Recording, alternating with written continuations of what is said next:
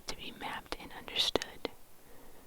The tunnels themselves, despite following no strict flow on how they are structured, all contort at strictly 45-degree angles, and the rough length of hallways has always been measured to approximate multiples of 5 when measuring in the metric system.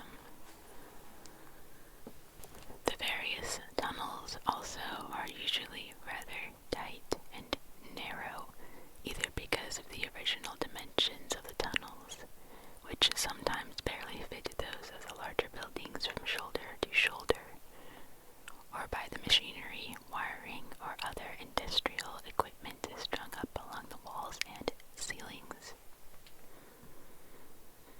The walls are built of withered, dirtied concrete, or even bricks in certain areas, and the latter of which are usually in muddy brown or black hues. The texture of all wall surfaces are somewhat chalky, regardless of the material of the wall itself, and it usually leaves powdery residue on one's fingers if touched or rubbed across.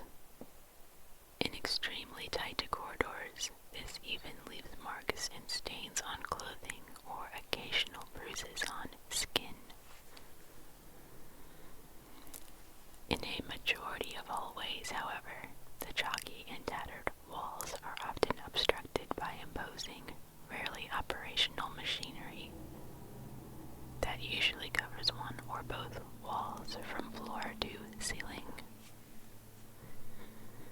These pipes and machines, whilst being identified as various actual types of machines from former engineers in the developed areas of MEG, do not work at all in tandem with one another.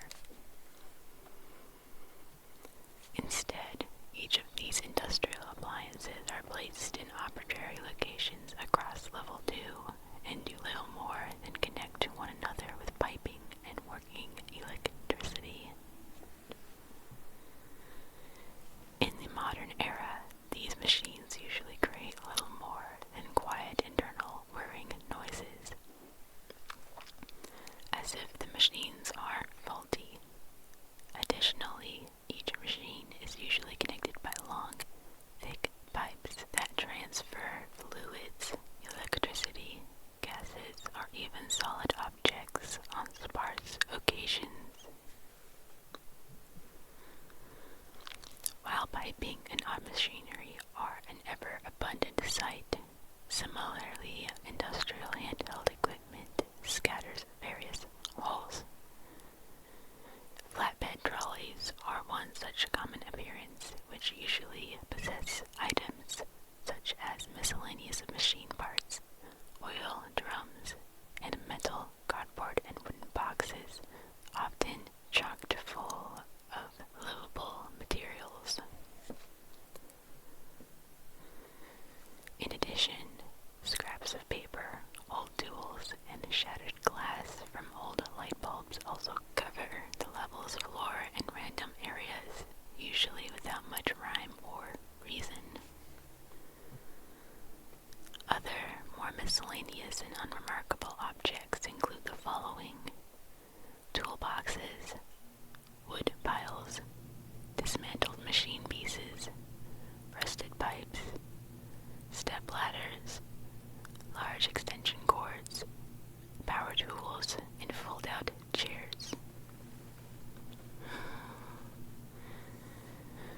Level 2 is lit predominantly by buzzing fluorescent lights, similar to that found on various levels between 0 and 4. These lights, whilst sparser than in the likes of level 0, still coat a predominant portion of the level in industrial white or orange hues. The wiring for these lights is more often than not exposed, which has led to various groups harvesting the level's copper, and occasionally even the fixtures themselves. In addition, the lighting in level 2 is not even distributed, oftentimes leaving some areas in darkness. I think they meant evenly.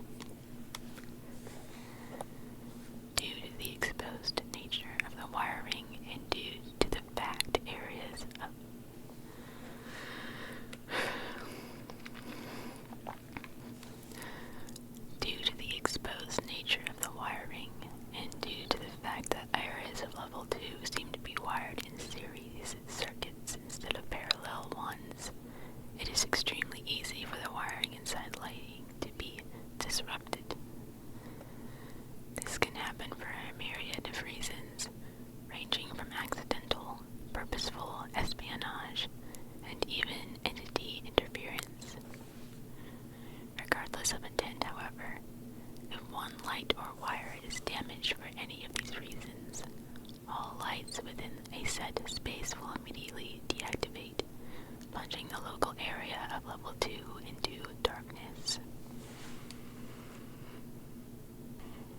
The affected areas after the destruction of a set of lights is virtually arbitrary, as there are no easily identifiable signifiers to determine what sections of level 2 are wired up to which areas of circuitry, and testing to figure such things out would be a fruitless affair. However, from what few times this has intentionally been done, anywhere between a rough 3x3 to 6x6 grid of lights will deactivate. While narrow corridors, thick machinery, and various industrial props take up much of Level 2's landscape, the walls not coated with wires and pipes instead contain doors ranging in various colors, materials, sizes, and types.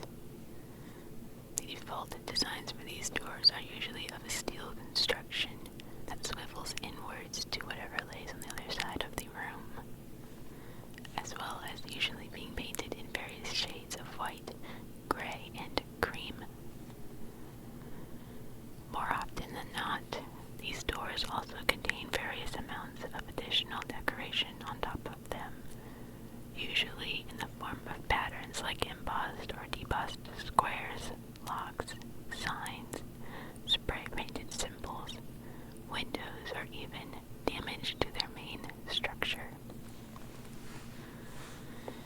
It is unknown how many of these are generated by the level itself, or if some of these are created via humans or other sentient entities. Normally, a large majority of these doors will be locked, regardless of what may be visible through their windows on the opposite end. For the doors that aren't locked, and for doors that don't lead to other levels, they will usually open into a variety of different possibilities, some of those being the following: sprawling complexes of hallways and rooms in various sizes, which will usually contain larger industrial equipment, dozens of wooden boxes filled with the same supplies as the ones in the halls, and abundance of large PCs, or more commonly, empty atrium-sized packing warehouses. These areas usually connect to every single door inside of the square they're built in, but only a select few of these will actually open.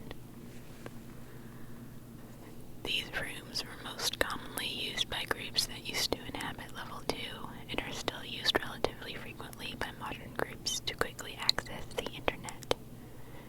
It is also believed that these rooms would later be terraformed into office space EL3A. However, no surviving records exist to confirm nor deny any terraforming took place. A long hallway, or oftentimes a multitude of hallways that all loop back around the same door that one came from. These hallways, often more than not, are completely devoid of any sort of decoration other than fluorescent and incandescent bulbs, and also resemble office hallways rather than industrial ones. A singular room of varying size, usually just a simple square or rectangle shape. A select few of rarer rooms possess a compound-shaped design, though these are usually nothing more than two squares or rectangles attached to one another. These rooms can usually contain any items and furniture mentioned in the first bullet point, though more often than not they are completely unfurnished. It is also believed that one of these varieties of rooms later went on to be used in office space EL3A's construction.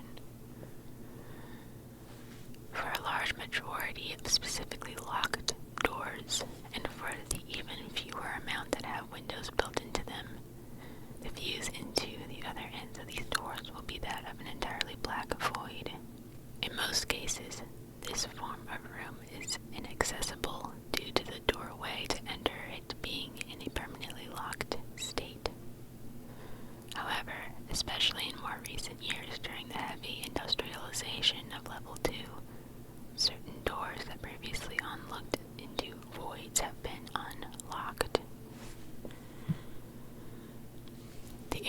inside these voids is an infinitely wide, infinitely long space that disregards the exterior dimensions of the hallways themselves. These spaces are devoid of sound and light, meaning that the only source of illumination comes from the doorway itself, which sits in the middle of this void as the only way to return.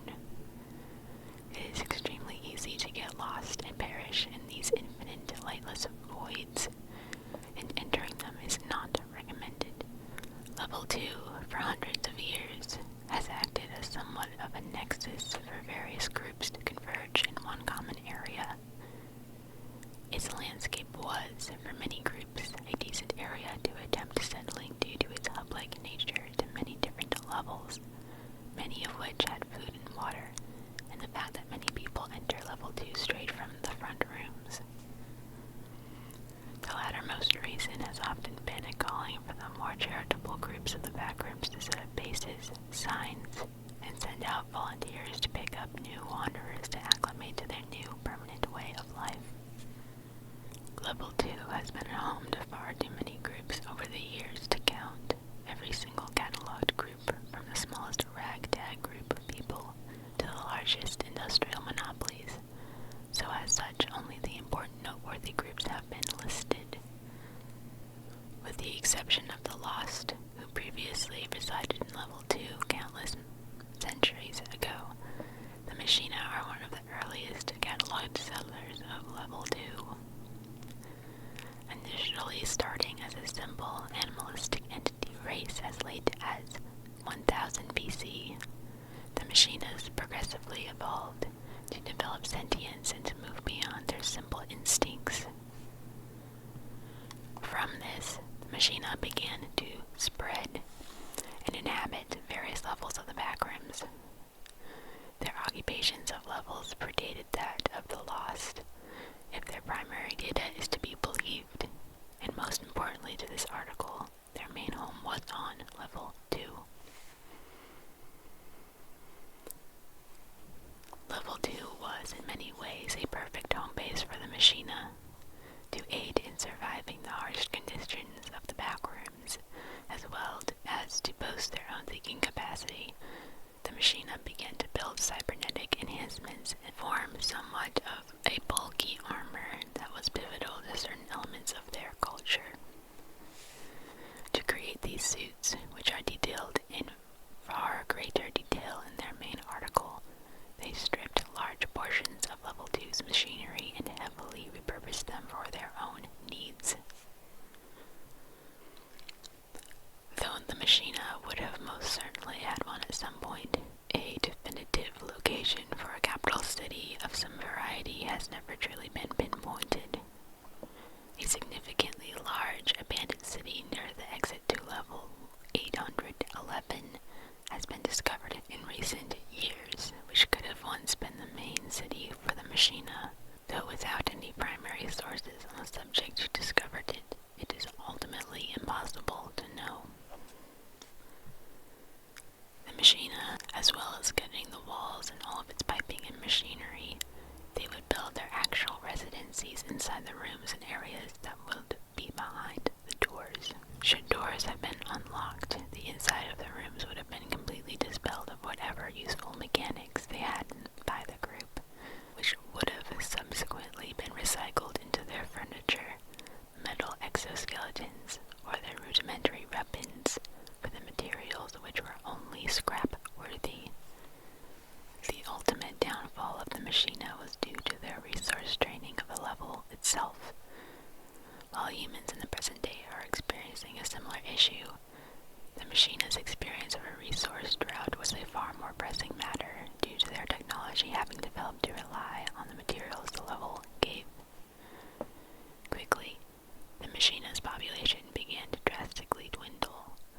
Over the course of a mere 30 years, the Machina's headcount had dropped into double digits across all of their various bases across the Backrooms, and to this day not a single Machina has been witnessed since approximately 1850. In the 200 years since the downfall of the Machina, Level 2 had gradually come to regenerate its depleted machines, though the healing process has left countless of Level 2's new machines in disconnected and oftentimes non-functional states. It is believed that this is the cause of the irregular and disconnected machinery in Level 2, especially from first-hand accounts from the Lost. However, this belief is purely regarded as a mere theory until further evidence is shown. The aiding stragglers lived here between 1995 and 2013 and were a small and short-lived group operated by approximately 35 individuals and ran temporary rehousing and education, which was designed to home wanderers who arrived from Level 2 directly from the front rooms. Once within the camp, the various leaders of the group, who had all been in the Backrooms since as early as 1890, would help educate these individuals on the various properties of the Backrooms, such as its vast catalog of levels, the various objects individuals could find, and even a few other groups to look out for that existed on other levels at that time. The long goal of the group was to help freshly no-clipped individuals find their way across the Backrooms more easily, and to help remove the hands-on and dangerous learning curve when it comes to living outside of any group. To complement their altruistic teaching, the aiding stragglers also homed individuals and gave them small jobs, such as scavenging with trained teachers to gather supplies from Level 2 and other surrounding levels. No single resident, besides its teachers, stayed within the base for long periods of time, as the final stages of their teaching process was to let the residents out into the wider Backrooms with enough knowledge to survive on their own. During the first year of Meg's existence, the aiding stragglers were overrun by a large migrating murder of hounds. As many of the Meg's very first members originated from the aiding stragglers, the two groups had a very close-knit connection to one another and were quick to attempt to save the base from the attack when word of it spread. However, whilst en route, the group of Meg volunteers tasked with pushing back the hounds were flanked by a wrangler. After regrouping, the base was already deemed lost, with many of its inhabitants either having been killed or fled during the panic. While it's not in the same spirit, a few of the original group members, as well as many living participants, set out to recreate the base idea of the group under the new name of the Survivors. Whilst operating under the same ethos as the group they were inspired from, they also offered permanent residency for many people they helped who had just arrived from the front rooms. This allowed them to collect more food supplies and to ward off entities. However, between January and March of 2014, they suffered semi-frequent attacks with what would be later recognized as wretches. After their issue was resolved, the group resumed normal activities. Meg briefly occupied a small section of Level 2, originally created to act as a secondary base to Level 1's base Alpha. However, the tight space coupled with the semi-frequent entities made occupation difficult for the small and expanding Meg.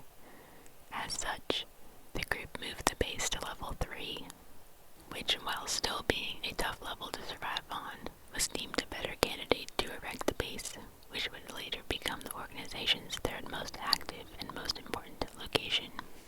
In the early years of their existence, the Meg still sought out to use Level 2 for semi-frequent supply runs, mainly to scavenge its mechanical tools and assets. They also indulged in attempting to map out Level 2, mainly to function as an experiment for mapping out more levels later down the line. However, after a splinter group known as the BNDG diverged from the Meg, practically all interactions between Meg and Level 2 ceased. As one of the biggest inhabitants of Level 2, the BNDG has occupied the level ever since its inception in 2016. Primarily, the group's main base of operations has been within office space EL3A. However, the BNDG has previously saw fit to occupy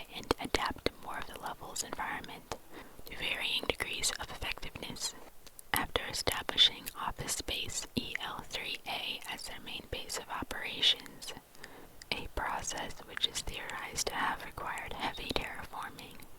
The BNTG were quick to attempt to establish Level 2 as a level exclusively occupied by only them, given the lack of any other competition besides the survivors and the FOJ.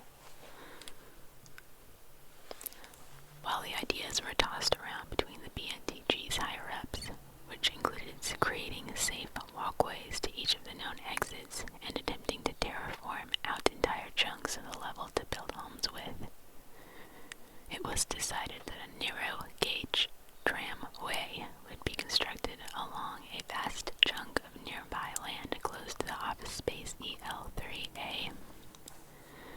This tramway would be seldom used by passengers and would instead be used as a means to transport vast quantities of acquired goods to and from EL3A to sell to other groups, as well as between the BNTG bases that were already established.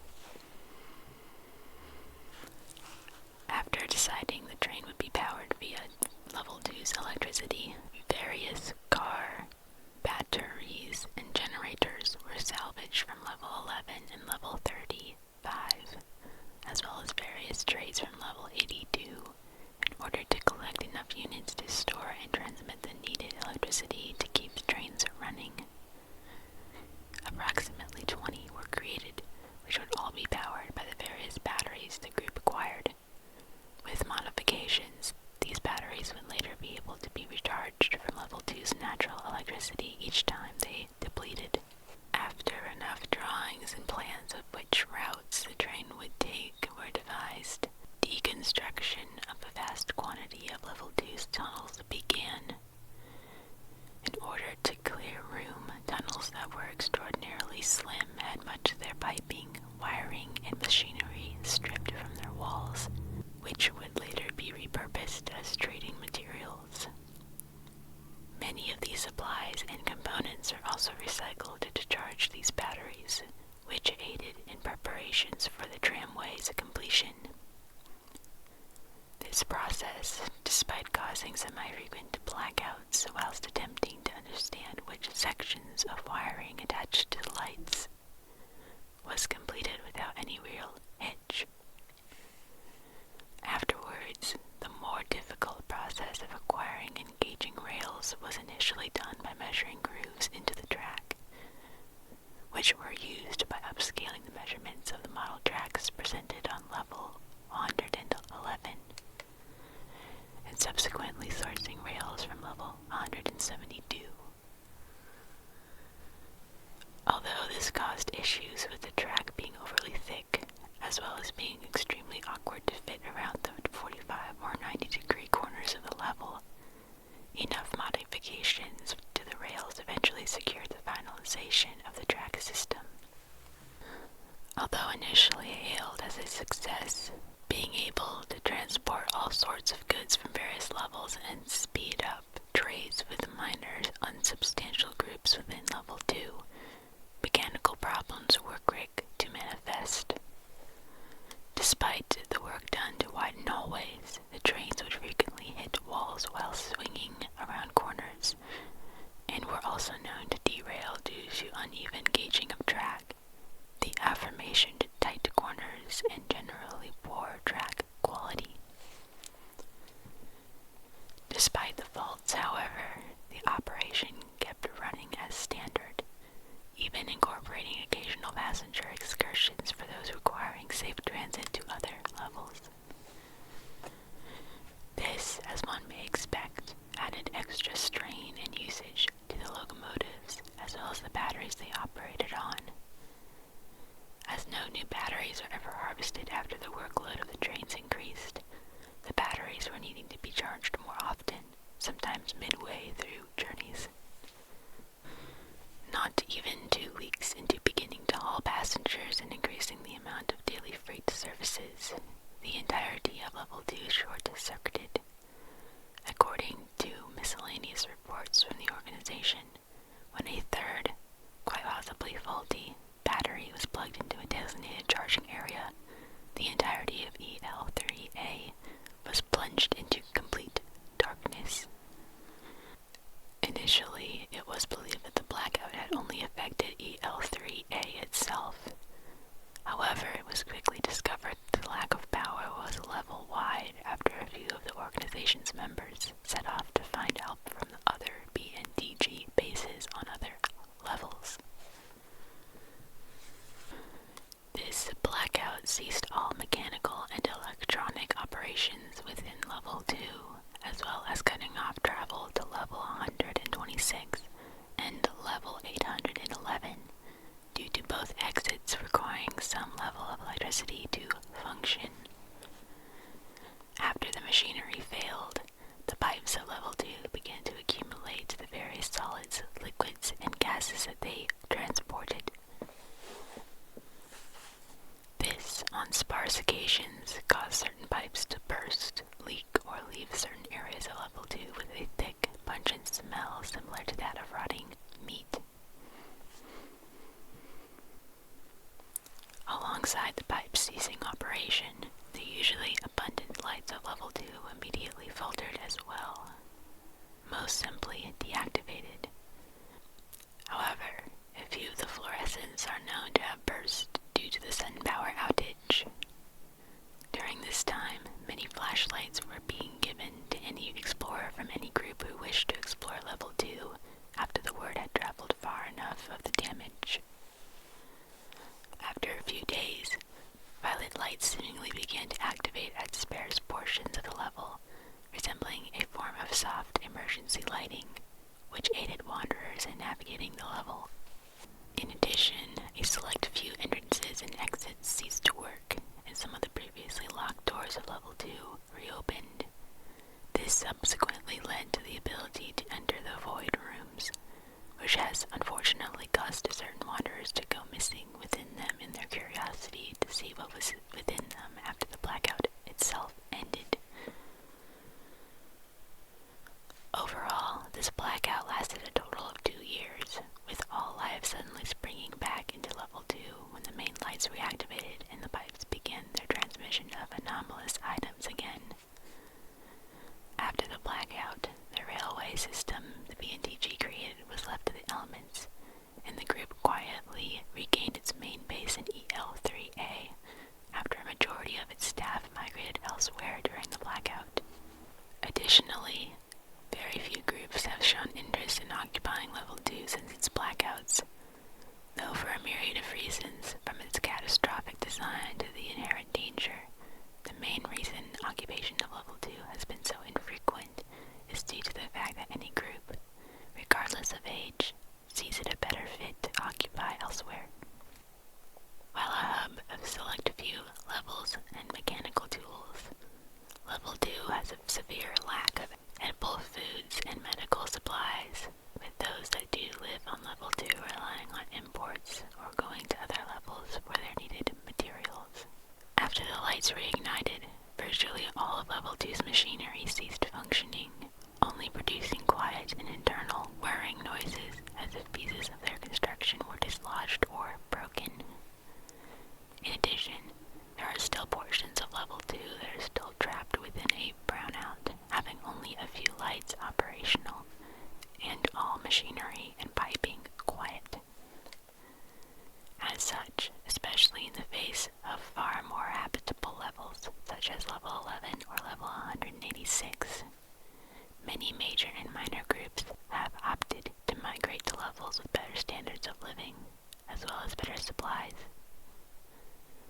While the BNDG still use office space 𝙻𝚎𝚟𝚎𝚕 as their main base of operations, no notable groups have occupied Level 2 since the blackout.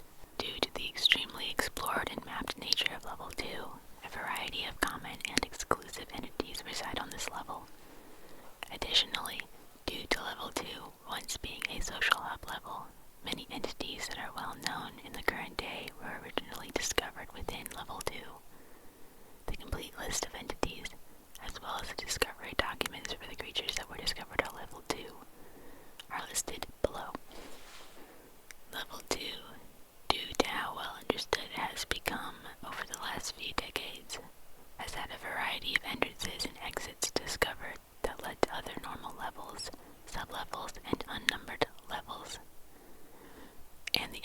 entrances and exits currently known are below. Infamously, level 2 is most easily accessible from level 1 via traversing down any corridors that appear to go on for longer than most corridors do in the level. Many individuals have also no-clipped into level 2 directly from the front rooms, which is supported by groups such as the Survivors, and allows them to continue their main ethos and work even after the blackout. These exits, while not necessarily common in level 1, are common enough that they are one of the main ways individuals access level 2, especially those fresh inside of the backrooms from level 0. However, there are a large array of other entrances into level 2 which are listed below. The most well-known, easiest to find, and most commonly used exits from level 2 come in the form of exits to level 1, level 3, and oftentimes even level 4, all of which take the form of unlocked doors. These exits, especially in recent years, are especially easy to spot, as wanderers of years past often leave signs or engravings in the walls of anomalous doors that lead to these above levels. While not accounting for all of level 2's exits, a vast majority of ways to leave level 2 come from the various anomalous doors that can be spotted semi-frequently. For the sake of categorization, the exits section has been split into multiple parts, and if you want to read all of those, you can go to the official wiki.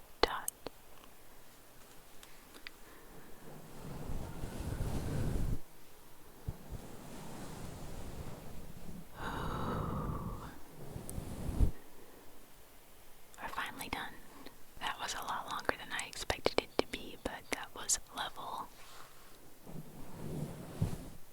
2.